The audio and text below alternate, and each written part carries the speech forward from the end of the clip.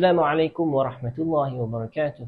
Today, I'm going to talk about bullying from an Islamic perspective. Now, bullying is an intentional aggressive behavior that involves real or perceived power imbalance. This behavior is usually carried out repeatedly and can take many forms such as physical, verbal, or even psychological bullying. Another form of bullying is workplace bullying, which is one of the most prevalent forms of bullying in this day and age.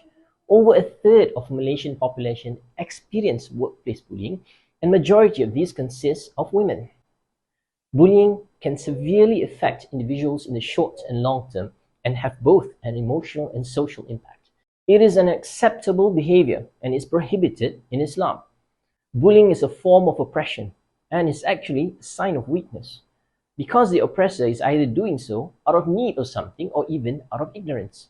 Oppressors think that they are strong and overpowering others, but they are doing so out of the deficiency of their own selves. Bullies have certain characteristics such as an inflated ego, jealousy, being power-hungry, or even having an own history of being bullied previously. When you look back at the history of our Holy Prophet ﷺ, we see how much he and other Muslims were oppressed and bullied by the kafirun who were jealous of their position and status. Upon declaring his prophethood, Muhammad ﷺ was treated very badly by the rest of the Arabs, who previously adored him for his demeanor, and even some of his own relatives turned against him. People were constantly taunting him, ridiculing him, insulting him, and even physically abusive to him and his followers. Despite all the odds against him, he overcame all these obstacles through patience and having a strong connection to Allah. وَاسْتَعِينُوا بِالصَّبْرِ وَالصَّلَاةِ وَإِنَّهَا لَكَبِيرَةٌ إِلَّا عَلَى الْخَاشِعُونَ فَإِنَّ مَعَ الْعُسْرِ يُسْرًا إِنَّ مَعَ الْعُسْرِ يُسْرًا. After every difficulty, there is relief. Certainly, after every difficulty comes relief. The Quran prohibits any form of verbal abuse, which is a form of bullying.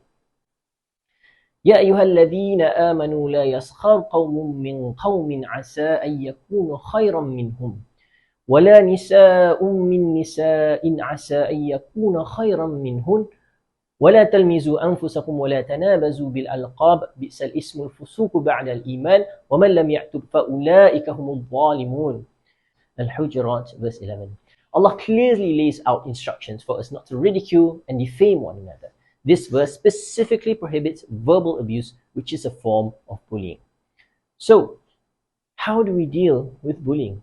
Statistics have shown that 57% of instances where bullying was taking place actually stopped when bystanders intervene. This shows us how powerful our teachings are about enjoining what is good and forbidding what is wrong. أعوذ بالله من الشيطان الرجيم ولتكن منكم أمة يدعون إلى الخير ويأمرون بالمعروف وينحون عن المنكر وأولئك هم المفلحون. Let there be a group among you who invite others to do good deeds, command them to obey the law, and prohibit them from committing sins. These people will have eternal happiness. Al-Imran verse 3. There are several approaches when dealing with bullying.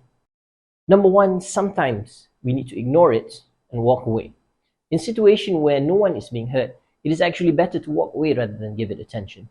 The story of an old woman who threw garbage and insulted the Prophet demonstrates this strategy.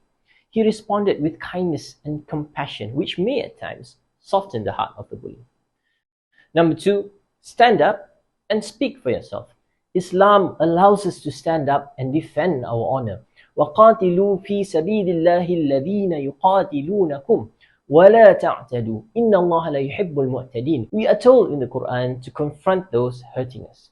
Fight in the way of Allah those who fight you, but do not exceed limits, for Allah does not love those who exceed limits. For those who are being bullied, do not feel alone in your ordeal. Notify your superiors or officially go to the police if you feel your life is being threatened.